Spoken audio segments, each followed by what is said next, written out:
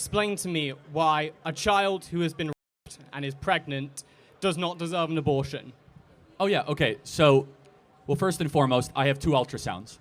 One of the ultrasounds is a baby that was conceived in rape. The other ultrasound is a baby that is from a loving relationship. Mm-hmm. Can you tell me which one is which?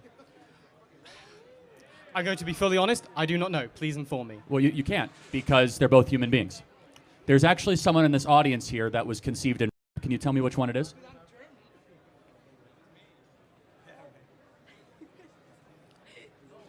I appreciate that you're actually looking around. No, because you don't know, because human beings conceived in rape actually are equal human beings of people not. So the point being is that it is not morally correct to murder a human being, regardless of the circumstances of how that baby was put into this world, despite how evil and horrific that it is. Okay.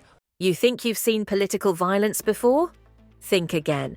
What if I told you a man was killed in broad daylight, not in a war zone, not in some distant frontier, on a university campus, a crowd of thousands, an event meant for ideas, debate, discourse? So here's my view, and I want to hear yours, which is that I did not own slaves, and you were not a slave. Correct. Right, so we are individuals, and therefore we cannot be held accountable or should receive something from something that didn't happen to us or something we did not do.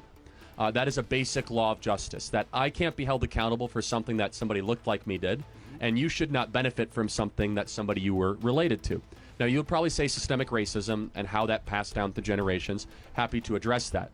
The problem with reparations, though, is basically what you're saying is, I'm going to take money from Charlie Kirk for something he didn't do and give it to a group of something, to somebody of something they also didn't do. For what reason? How is that just? And then a shot, fatal, unmistakable. This is the murder of Charlie Kirk at Utah Valley University. And if you scroll past this pretending it's someone else's problem, you are part of the silence that lets this darkness grow. Subscribe to Raw Reality, because ignoring this won't keep you safe. Knowing the truth just might. Let me walk you through the timeline.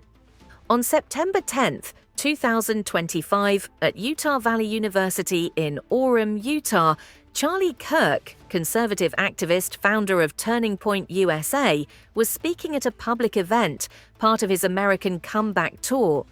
Around 20 minutes into the event, a sniper position on a rooftop became active, a single long-distance shot. The bullet struck Kirk in the neck. He was taken to hospital, but later pronounced dead. The suspect, 22-year-old Tyler Robinson, arrested, charged with aggravated murder among other crimes.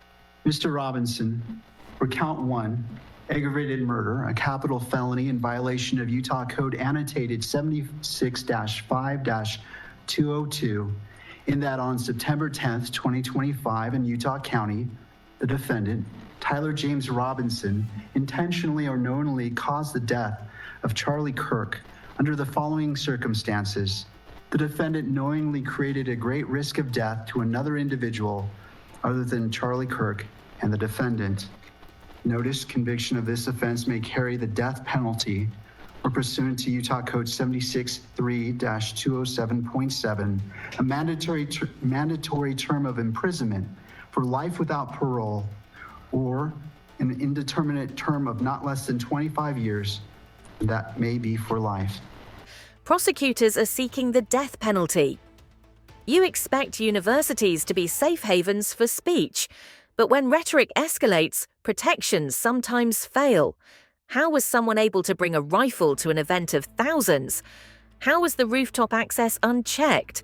Were there sufficient security measures? Reports say security was lacking. This isn't just about one bad apple, it's about policy. It's about how we allow polarized speech to become fuel for violence. And it's about all of us letting the norms slip until the unthinkable becomes expected. Charlie Kirk was a husband, father, activist. His death leaves behind grieving loved ones, shocked communities, terrified students. But there's another cost, societal. When political disagreement becomes justification for murder, what happens to the rest of us? What message is sent? That speaking your mind might cost your life. Honest debate, dangerous. Dissent, deadly. If you think you can stay neutral, that you're removed from risk because you're just watching, think again. Silence in moments like these isn't peace, it's complicity. Tyler Robinson is charged.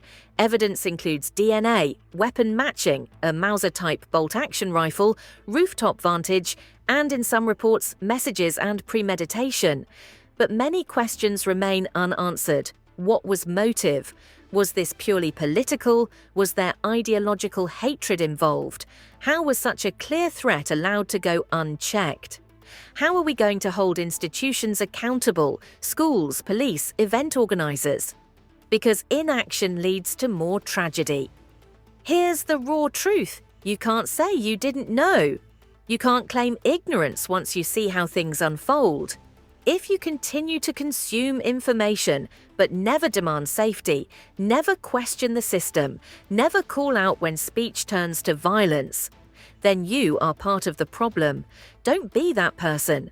Don't let this case be another footnote in history. Speak up, share this story, demand better security for all events, for all voices, and yes, subscribe to Raw Reality. Not because we want the views, but because we need witnesses.